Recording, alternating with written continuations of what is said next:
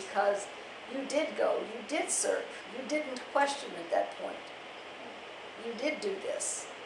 You did what your government asked for you to do. That's right. And your government said, after this is all over with, if you're not 100% the same way we sent you over, yeah. we would take care of you when you came back. Along the way. When you came back. And he did not realize that actually some of the stuff that he has had during the years was related to it. Related to it. And that's the whole big thing. I mean, that's the whole process right now you're going through of them trying to say, is it related to what he was doing over there and everything else? And he's talked about his the fact that he was covered with Agent Orange. Yeah. And we know that Agent Orange causes cancer, and that took 30 some odd years just to prove that in Congress that that type of stuff did happen. Yeah. I saw the bumps and bruises on his chest and everything else. And you said that was his second time having that stuff removed from his chest and everything else. Yeah. And as well as a spot from his back, So, yeah, there are things that you. Unfortunately, if you come back and you're not come back crippled or walking or totally maimed for the world to see, you want to live in that false hope that, man, I hate to even say that I feel so lucky that I made it. Well, maybe you didn't. Maybe all these other little things that's been taking place along the way is a portion of that, and you're just not looking at it in another set of eyes. And so what was the, how should I say, the final kick to say, well, we need to get something rolling, and because as you said, the economy had changed, housing market had changed, everything was changed. You were losing stuff and everything else. What was the final? What do you think the final thing that you had to say to him? Because I'm gonna ask that of all the people I'm doing, because there's several different interviews I'm gonna be doing with women like yourself who had to say, what was the magic word that I had to say to him? What the magic word was? Well, in reality, we've been here. This is my oldest son's house that we are now renting. In our retirement, we are renting. We no longer own anything because we lost it all. So in a 10-year time frame from when we got married, and we were together like 3 years or 4 years before that, we had a beautiful home in Hemet that was beautifully done.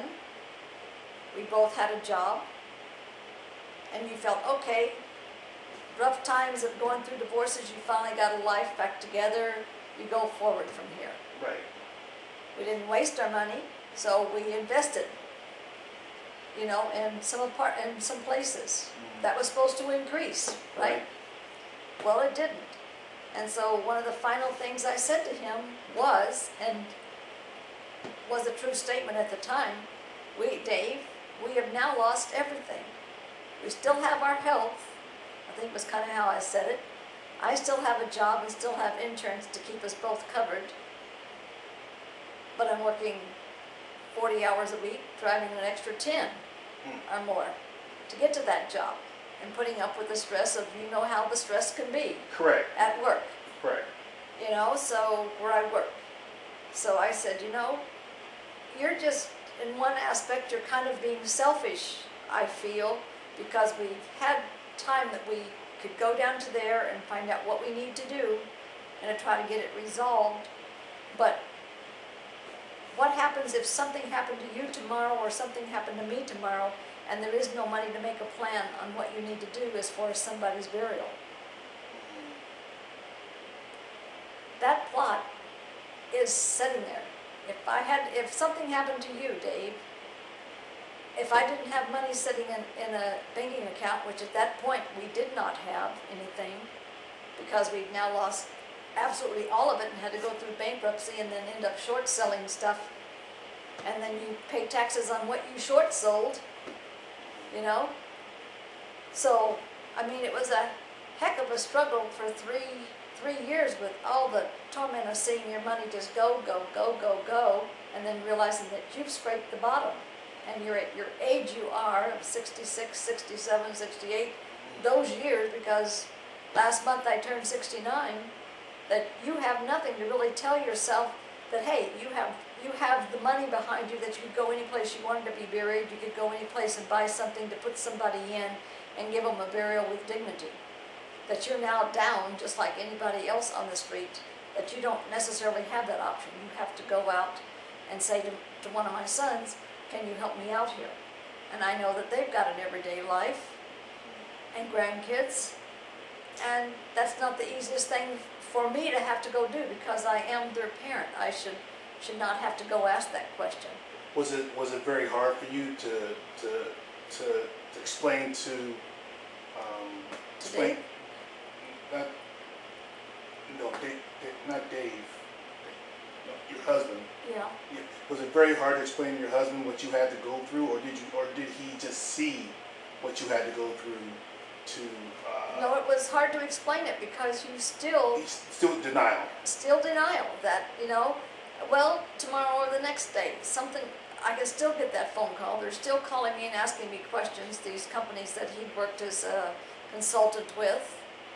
But with the economy, nobody was building no new places, nobody was doing nothing else, and they weren't even paying for the consultations. He was now sending them off work and sending them off answers for like freebies, because over the years it had worked up to friendship type of a level. So they felt that they could just call and get it. So we didn't have income coming in. So that was where so he's basically taken advantage of. He was basically being taken advantage of, as well as with what I worked.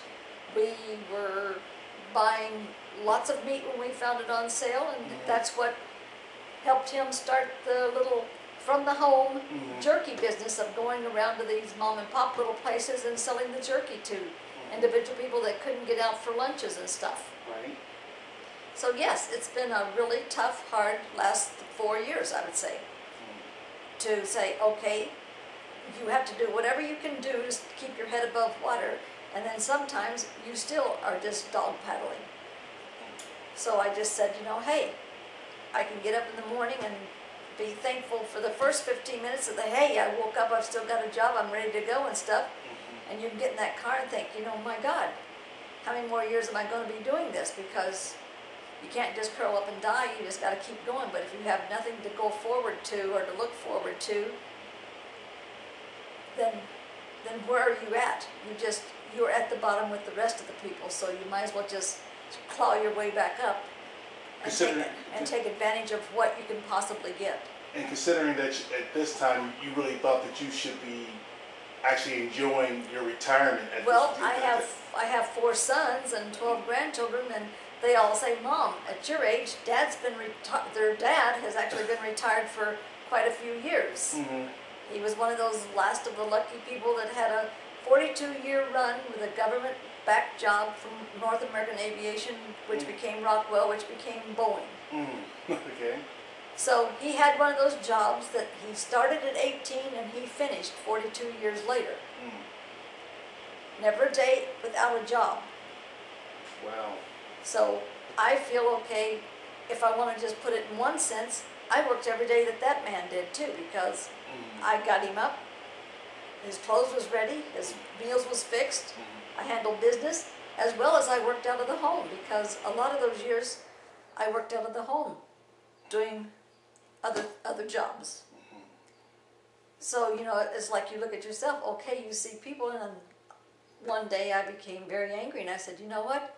I don't have women friends. I've never in my life had women friends that I said, tomorrow at 2 o'clock we're going to go meet and have lunch. I don't have women friends that I go get nails done with, a hairdo done with.